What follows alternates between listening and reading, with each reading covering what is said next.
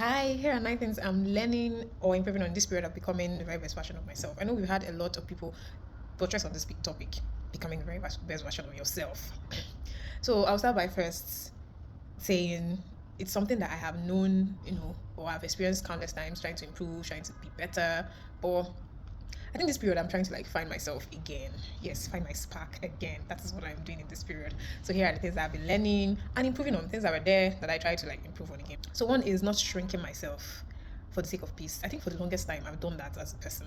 I have I have decided, okay, or maybe no, not decision. I think it's something that was born out of probably experiences growing up or something like that, or traumas. And then because I don't want issues with people, I don't want to be seen in a bad light, I shrink myself, or I don't speak up, or I don't say anything about that, just to fit into the person's, ideology of what I should be at that season, whether it be family or family friend or friend. So I decided to do that this piece of 1 year. Yes, 1 year. I tried to observe and see ways that I've done that and try to help myself stop that. So I said, okay, what does it mean to actually shrink myself? It's first of all to understand what it means to shrink yourself when you're doing what you said you wouldn't do, holding on to ideologies you said you would never hold on to, or the ones you said you would do, you're not even doing it. That's in a way of shrinking who you are, or things that you stand by, and then in the face of people, because you don't want to have issues with people, you want to be seen in a good light, you drop those things. I told myself I wasn't going to be doing that anymore.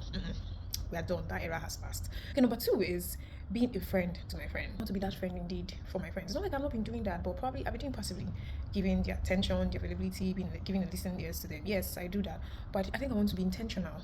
And that's what I am actively trying to do. It's not easy trying to do that. Number three is communicating my feelings more often. I'm this kind of person that would suppress my feeling because I'm considering the other person. I'm giving the person the benefit of doubt. I'm trying to, be considerate, and then I will not look at my own feelings. That's another aspect of shrinking myself. Yes, I forgot to say that. So I decided to communicate more. I learned to communicate. Funny enough, it's not like I don't communicate with my family or friends. I do that, but not as I should. I tend to filter some words. As much as it doesn't negate the fact that you should be considerate to people, yes, you should, consider their feelings when you're saying something, but you should say it in a more matured way, in a more polite way, allow in a more polite way, and in a way that considers their feelings and also your feelings. So that's where I've had issues. I'll consider feelings more than I consider mine. And at the end of the day, I bottle it up and then try to suppress it. And over time, it's been weighing me down. So I'm trying to improve on that, communicate more. This doesn't go down well with me. I'm not shout. I don't even have strength to shout or to have issues with people now. Number four, asking for help and asking questions early before figuring it out myself. I'm so guilty of this. Being a first one daughter, you always want to figure out things yourself. So I don't usually tell people, I don't usually ask people questions. If I need help, I'll try to figure it out before I come to ask for help. And even if help is extended to me, I tend to push it off. This is something I started learning to receive help. Probably, I think that should be 2 or 3 years now. When people offer to help me or lend me or show or they're kind to me, I receive it. I wasn't the type who I would just feel like for you, I feel it was transactional. If you did this for me, then I should do this for you. And this is something I've been learning. People just are good to you without me. I'm not doing that to people too. If I offer help to people, I don't expect them to. But when it comes to them offering to me, I feel like I should return that favor. But if it is me, if I give you, whether you return, you don't return, it's not my business. So I try to like learn how to receive help. And that's what I'm improving on. I'm working. So number five is learn to give myself a treat and not feel guilty about it. Like you buy yourself something and you've not had that in a long while, probably been delaying that gratification, eventually get it.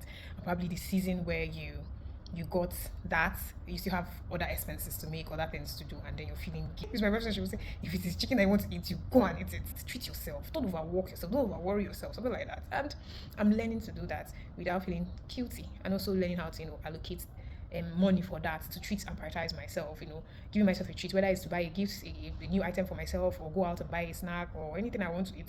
I'm learning to do that and also improving on it. So number six is similar to number five in the sense that it's me understanding that my well-being is priority, and I need to be whole first before I can pour in wholeness to people. I'm the type that want to be a positive impact to people. I just want to be there. You have good things to say about me. Well, it's not everybody that will have good things to say about you. And if you want to be in everybody's good books, so everybody will like you, and it's fine. We're okay with that. Well, I've always been okay with that. Probably the younger me, the teenage me, would have had issues, but as I grew older, I'm like, okay, I think I'm okay with that. If you don't like me, I don't care. But at least I know that I leave good impressions to people. I try my best. If you still leave good impressions, people will still not agree and still not like you. So that's by the way. I try to understand that first I must be whole mentally, emotionally, physically, above all spiritually, so I can be able to pour into people. Wholeness, not it traumatized me. When they meet me, they don't meet to traumatize me. When they meet me, they don't meet someone who is, damaged or wounded. I just want to be a breath of fresh air. At least to people, no matter how bad and bitter you are, you're not going to dull my energy or dull my shine, because I have been able to build that sense of wholeness and be whole as a person first. Be proud of who I am and who I'm becoming. So that's it. I think that one is, I cannot talk too much about that. That one is, that should be number 7, yes. Eat when I'm supposed to eat healthy, eat right. If I know I'm supposed to eat, I should eat, yes. Eat well. The reason why I'm saying this is I'm this type of person that I could get hungry and I'm then posting my time to eat. Aside the days that you're fasting, yes, because fasting helps you, quite alright. I think about a year ago. No, it's not a year. I think it should be like 8 months or 9 months ago. Was it 9 months ago? No, October, is it 9 months? It's almost a year, yeah. And I was 75 kg. I didn't like how I was looking. I'm just all seeing me say, oh, you're good, you're looking nice, you're fine. But I had more face fats than these guys. Yeah, I did. I like my face slender like this. Sometimes I want to add a little face fat. We are moving on from the point. Concentrate. Okay, so I had that kind of weight, like I said, and I didn't like it, and I wanted to correct it. I did correct it at some point. I came down to 70, and I was okay with it. But along the line, I had other issues that brought me down to that, to the current weight I am. And in between those periods, I had appetite issue, and it affected. I'm learning to eat more healthy, be more intentional about what I eat. Although there are cheat days, though, I will not say that I have been eating only healthy things. There are cheat days. There are days when I take in soda, but at least I tell myself, nah. If it was me like 4-5 years ago, almost every day I was taking soda. Yeah, 4-5 years ago. By 2021, I had to go no soda for a while. I only had one soda a month. It wasn't easy, but so I'm trying to get back to that level because my soda intake has switched. I'm using soda as an example of some unhealthy drinks that I need to stop. So I'm switching it with more drinks that are healthy, or even water. Trying to discipline myself. If I feel like I'm eating and I need something cold, I can't buy cold water. Sometimes it's not necessarily drink that you need actually water to pair with that food. So that's what I'm trying to learn. Number 8 is telling someone how I feel about them, how I appreciate them, how I value them. Yes, I would usually say thank you so much for what you did for me. I appreciate. That's courtesy. That's being polite. But actually telling someone how they make you feel, especially when you value them and respect them, I am learning to do that. Maybe at random times I tell them thank you for everything. Probably I've been doing that, but I think particularly just with my best friend and just a few times with my family. I don't always do that. I'm trying to learn how to be expressive of my emotions without suppressing it, and without also knowing who to actually tell to, and who to be vulnerable to, and who not to be vulnerable to. I'm learning that, and learning that it's okay to be vulnerable. I said learning that like a year or two, even though it was learned the most painful way. That's it. I'm learning how to tell people who I value, how good they are, because most times they need that. You might feel like, yes, it's only you. I'm protecting my emotion. I don't want them to look as if I feel I'm too vulnerable, especially when it's either with the opposite sex or with the same sex. Even with the same sex as you're like a friend. I don't want them to feel like I'm too needy, so they don't take me for granted. Nah. Say it. Tell them how you feel about them, appreciate them, value them, because they also need to hear that. They might not be hearing it all the time. It might be the most random moment you reach out to them and say, thank you for being this, thank you for doing this for me, thank you for being this, thank you for everything. So I'm learning it. Then number 9 is trying to put myself out there.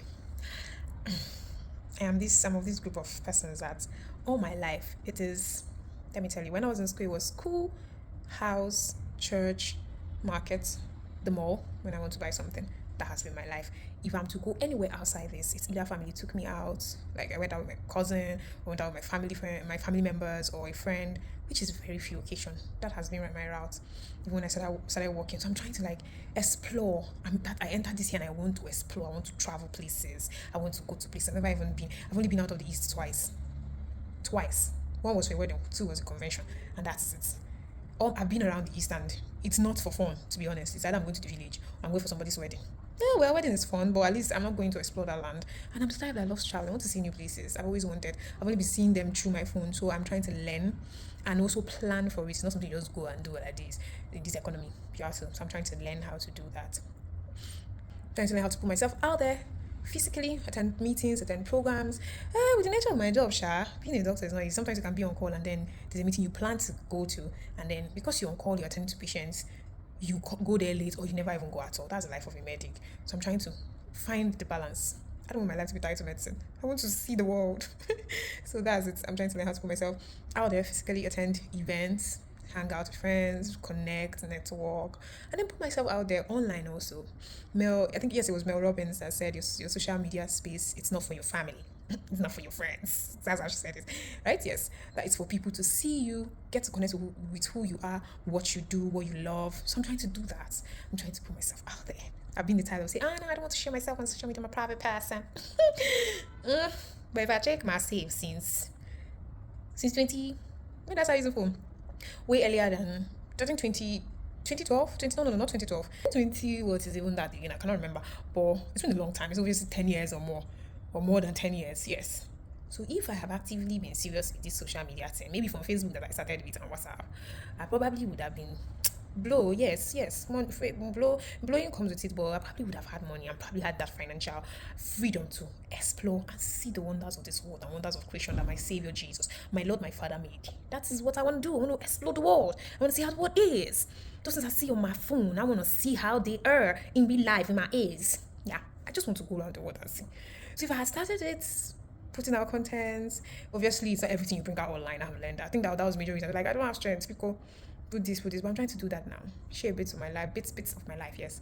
That I know would help people, not just feed their eyes, but help people smile, help people learn. Then this thing is not going to be 19.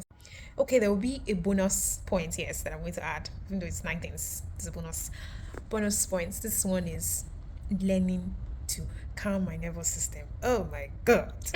I think this one is, I overthink. Like, I've probably I've seen the end from the beginning, kind of. Let me use the word. I'm not omniscient, yes, but I overthink a lot. That's what I mean by seeing the end. And most times, those things I overthink are not even going to happen. I mean, I've already planned that. Let me say I want to meet with this person. I want to talk to this person.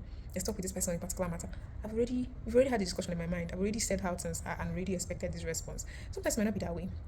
So I've already set it that way. And that's even setting myself up for a lot of hurt and disappointment. But if I leave it open, as much as yes, there should be expectations in some things, yes. But because I overthink, I overanalyze, I over whatever to whatever, it has hindered a lot for me. And then it has made me worry a lot. And so I'm learning to let go, release. Not like I'm not the type that don't let go and let go. I do, I trust God. But you know when you finished it and you're not like, how is it going to be? I'm trying to reduce that aspect. Worrying is not even good for someone who calls himself or herself a believer. So I'm learning how to reduce worrying, reduce overthinking, overanalyzing. Yes, for someone who is a deep thinker, I think things through. Yes, kind of. Yeah, I try my best. I won't say I'm thorough deep thinker, but I think things through even before doing anything. I analyze. So I had to learn to balance it, so I don't tilt to the point where I become critical. You know, people who have critical spirits, they overanalyze everything, they over push down everything, they will just use, and that's when negativity, pessimism comes down, and that vision or idea just dies down. So I'm trying not to become that person. As much as there is room to count the cost when you have something to do, or yes, even the Bible says that, but there should be a balance. That's what I'm learning. I hope this helps someone. I know I'm the only one who have these. I wouldn't say I'm the only one who has these things or learning these things and trying to reinvent, improve, advance, and become the better version of myself. We humans are packed with seasons and different versions of ourselves. So in every season of our life, there are things that are expected of us to do. So when you find out that, you live fully. You do it, you give your best in it, because you eventually leave that season and get into another one. You just keep advancing and advancing and advancing. So to everyone or anyone pushing and advancing to become the very best version of themselves, that person or that identity that you know you're supposed to be and you want to be proud of, I'm rooting for you, just like I'm rooting for myself. Bye.